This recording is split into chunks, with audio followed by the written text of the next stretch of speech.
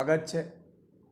આજે ઘણા સમયથી આપણા ગુજરાતમાં અને દેશભરમાં નાની ઉંમરના બાળકો, નાની ઉંમરના યુવાનો પણ હાર્ટ એટેકના કારણે કે વિવિધ કારણોના કારણે જે અચાનક ડેથ થતી હતી, ત્યારે બધાને એક રસીને લઈને, કોરોના રસીને લઈને શંકા ઉપજી હતી। પણ કમનસીબ કે આપણી સરકારે કોઈ રિસર્ચ કર્યું નથી કે ના એની તપાસ કરી કે ન એમના કોઈ નમૂના લીધા, પરંતુ કોરોના વેક્સિન બનાવનાર એસ્ટ્રાઝેનેકા કંપની અને જે આપણા દેશમાં કોવિશિલ્ડ નામે સિરમ જે કંપની હતી, કોવિશિલ્ડ રસીના નામે તમને ને મને જે રસી લગાડવામાં આવી છે, એ એસ્ટ્રાઝેનેકા કંપનીએ બ્રિટનની કોર્ટમાં આ મામલે કેસ થયો અને એમાં એમણે સ્વીકાર કર્યું છે કે હા, આ રસીના કારણે લોહીના ગાંઠા થાય છે, હાર્ટ એટેક આવે છે, બ્રેનની તકલીફ થાય છે, એના કરતાં ગંભીર આડઅસરો થાય છે। ત્યારે સૌથી મોટો સવાલ એ થાય છે કે ભારતમાં જે આ સિરમ ઇન્સ્ટિટ્યૂટ દ્વારા આપણે ખૂબ બધો પ્રચાર પ્રસાર કરવામાં આવ્યું, કોરોના રસી મજૂરો ન લઈ જાય તો એને કંપનીમાંથી કાઢી નાખવામાં આવે, કોઈ વ્યક્તિ રસી ન લીધી હોય તો એને એરપોર્ટ પર પણ ન જવા દેવામાં આવે, એની ટિકિટ પણ કન્ફર્મ ન થાય, એ રીતે કમ્પલસરી કોરોના રસી આપણે લગાવડાવી। સાંભળજો, આ રસીમાં જે રસીનો પહેલા વખતે 1,10,00,000 ડોઝનો ઓર્ડર ભારત સરકારે આ સિરમ જે કંપની કોવિશિલ્ડ છે એને આપવામાં આવ્યું, ત્યારબાદ એ 10 કરોડ ટીકાકરણનો ઓર્ડર આપવામાં આવ્યો અને આ જ કંપની પાસેથી દુઃખની વાત એ છે કે કોરોના રસીમાં આડઅસર આ છે એ બધી વ્યવસ્થાઓ ચેક કરવાને બદલે આ કંપની પાસેથી જ્યારે આખું દેશ લોકડાઉનમાં હતું, આખા દેશમાં ક્યાંય ઇન્કમ નથી કોઈ પાસે, ત્યારે ભાજપની તિજોરી આ કોવિશિલ્ડમાં જે નફો આવ્યો એનાથી 52 કરોડ રૂપિયા ચૂંટણી ફંડ આપીને ભાજપની તિજોરી છલકાઈ રહી હતી। દેશની કમનસીબી છે કે વિદેશમાં જ્યારે હાઈકોર્ટમાં વિદેશમાં કોર્ટમાં ગયા ત્યાં અને ત્યાંથી ખબર પડે છે કે ભાઈ આ એસ્ટ્રાઝેનેકા જે કંપની છે જેની આપણે અહીંયા કોવિશિલ્ડથી રસી ટીકાકરણ થઈ છે એમાં ફોલ્ટ છે। આપણા દેશમાં આપણી સરકારે રિસર્ચ કરવાની જરૂર હતી।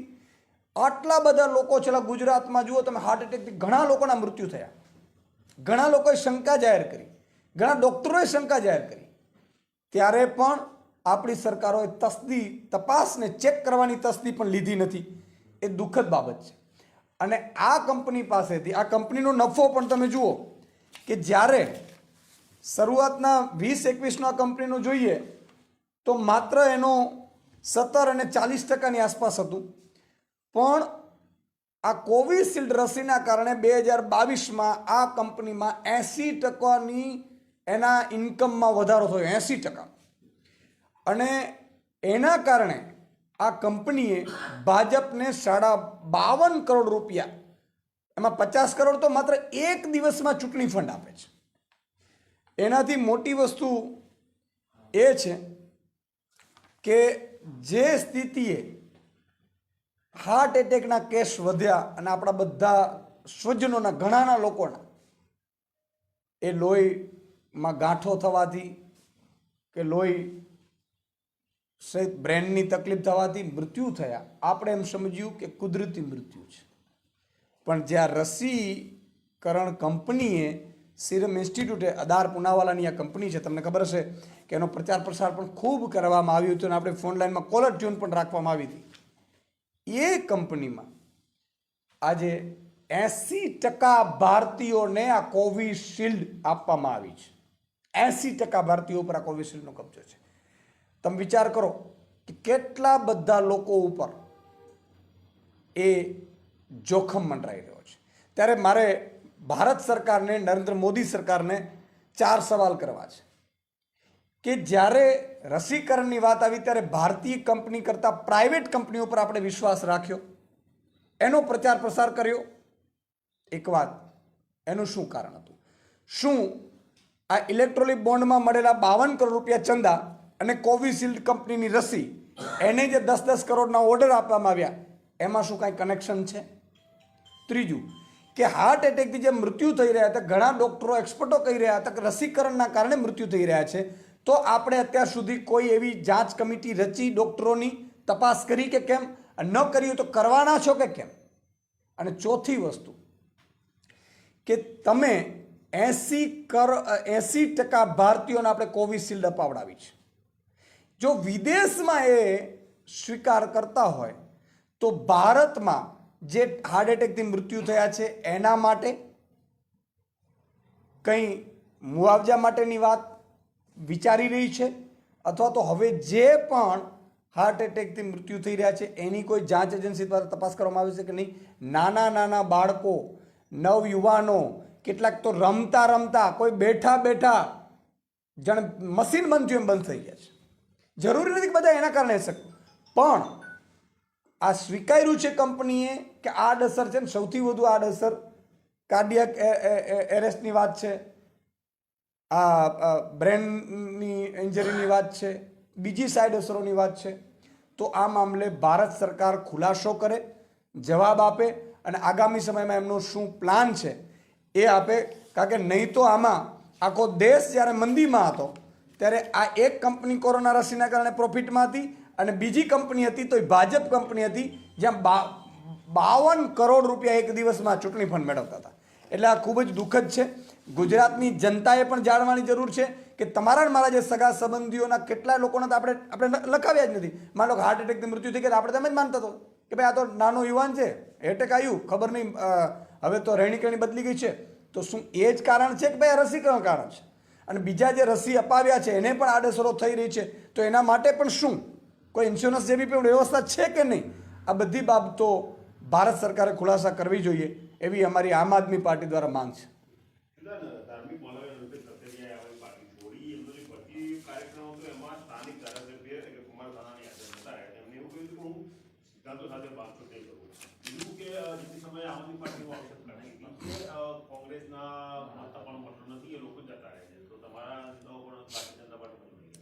પહેલી વસ્તુ એ છે કે જ્યારે પાટીદાર આંદોલન જ્યારે ચાલતું હતું પીક ઉપર અને જ્યારે ભાજપ સરકારે પટેલની માતાબેન દીકરીઓ પર રાત્રે લાઠીચાર્જો કરાવીને એની સ્કૂટીઓ તોડાવવાના જે વિડીયો આવ્યા એ આપણે જોયું કે કઈ રીતે માતાબેન દીકરીઓ ઉપર લાઠીઓ વરસાવીને પટેલ સમાજની દીકરીઓ ઉપર અત્યાચાર કર્યો. અને આખા જે પટેલ સમાજના નવયુવાનો હતા એમાં ભાજપ વિરુદ્ધ એક રોષ જાગ્યો.